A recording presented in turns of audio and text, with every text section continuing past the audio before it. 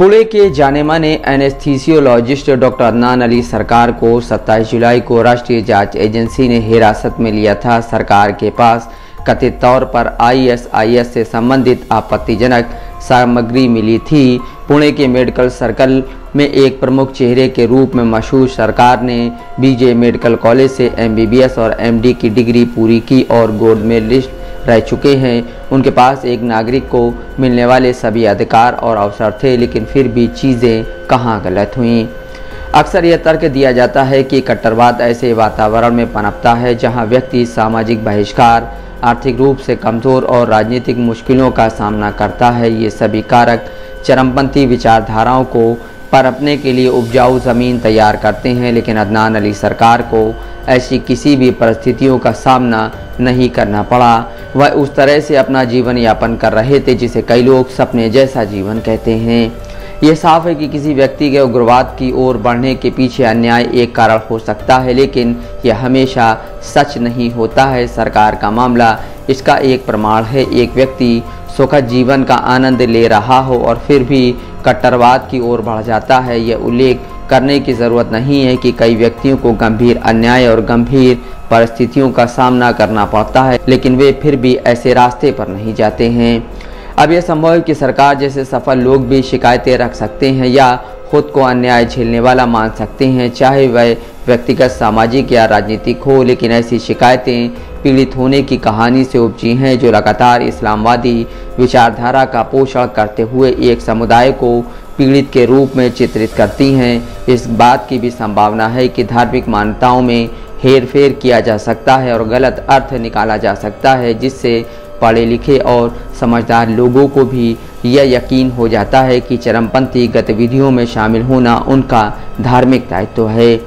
इस्लामी शिक्षाओं की कई व्याख्याएं हो सकती हैं। सीधे तौर पर यह कहने के बजाय कि ISIS के सदस्य आस्था के सच्चे अनुयायी नहीं हैं, हमें यह स्वीकार करना चाहिए कि वे इस्लाम की अपनी विशेष व्याख्या को मानते हैं। वो इस्लाम की मुख्य धारा में यकीन नहीं रखते हैं। यह कहना गलत होगा कि इस्लामिक स्टेट का इस्लाम से कोई लेना देना नहीं है।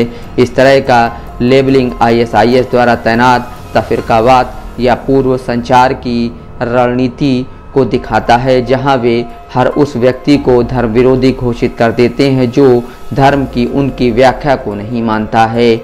दुनिया भर के ज़्यादातर मुसलमान ISIS की विचारधारा और कार्यों को स्वीकार नहीं करते हैं, लेकिन ऐसे लोग भी हैं जो ISIS जैसे चरमपंथी समूहों के साथ जुड़कर अपने राष्ट्र के साथ विश्वासघात करते हैं, जो एक राष्ट्र राज्य की अवधारणा का विरोध करता है और एक ऐसे इस्लामी राज्य का सपना देखता है जो राष्ट्रीय सीमाओं से परे हो। सऊदी अरब जैसे मुस्लिम बहुल देश ISIS को ख्वारिज या पथभ्रष्ट समूह कहकर खारिज करते हैं। यदि सरकार के खिलाफ NIA के दावे सही साबित होते हैं तो यह सुझाव देगा कि ISIS की कट्टरपंथी इस्लामी विचारधारा भारत में घुसपैठ करने में कामयाब रही है। ये वास्तव में एक गहन चिंतनीय विषय होगा।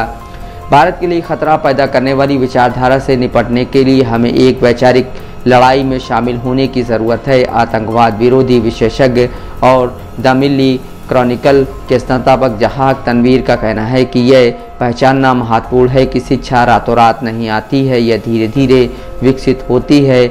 मूल में यह विश्वास है कि एक खलीफा के पास जादुई समाधान है जो मुस्लिम दुनिया के सभी मुद्दों को ठीक करने की क्षमता रखता है। ऐसी विचारधारा से जुड़े व्यक्ति शासी निकायों के प्रति असंतुष्ट रहते हैं, गैर मुस्लिम अधिकारों की आज्ञा मानने से मना करते हैं और मुस्लिम सरकारों को अपर्याप्त रूप से इस्लामी मानते हैं।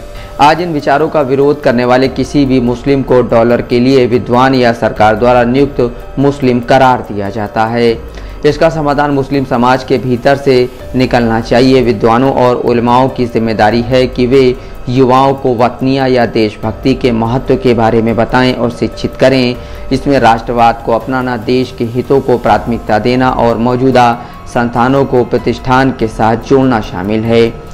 मदरसा अधिकारियों और मस्जिद अधिकारियों को सक्रिय रूप से इस्लामी शिक्षाओं और विचारधारा की निगरानी करनी चाहिए और उनके लिए जवाबदेही माननी चाहिए।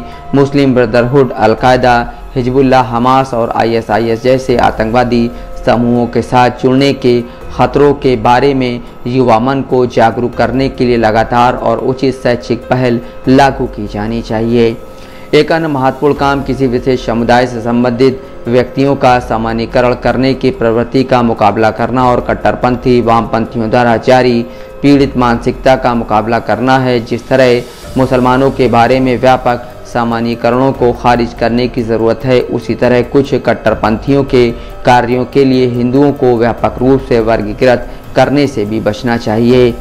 सरकार की गिरफ्तारी से पता चलता है कि मुस्लिम समाज में कट्टरपंथ के मुद्दे पर ध्यान देने की ज़रूरत है। हालांकि NIA अभी तक अपने निष्कर्ष पर नहीं पहुंची है, लेकिन यह याद रखना चाहिए कि किसी भी चरमपंथी समूह में शामिल होने के कारण अलग अलग होते हैं और अक्सर एक दूसरे से जुड़े होते हैं। इस घटना का मुकाबला करने के लिए एक बहुआयामी दृष्टिकोण की ज़रूरत है, जो समावेशिता, शिक्षा और सामुदायिक जुड़ाव को बढ़ावा देते हुए मनोवैज्ञानिक, सामाजिक, राजनीतिक और वैचारिक कारकों को संबोधित करे। आमना बेगम अंसारी, दस्तक लाइव न्यूज़।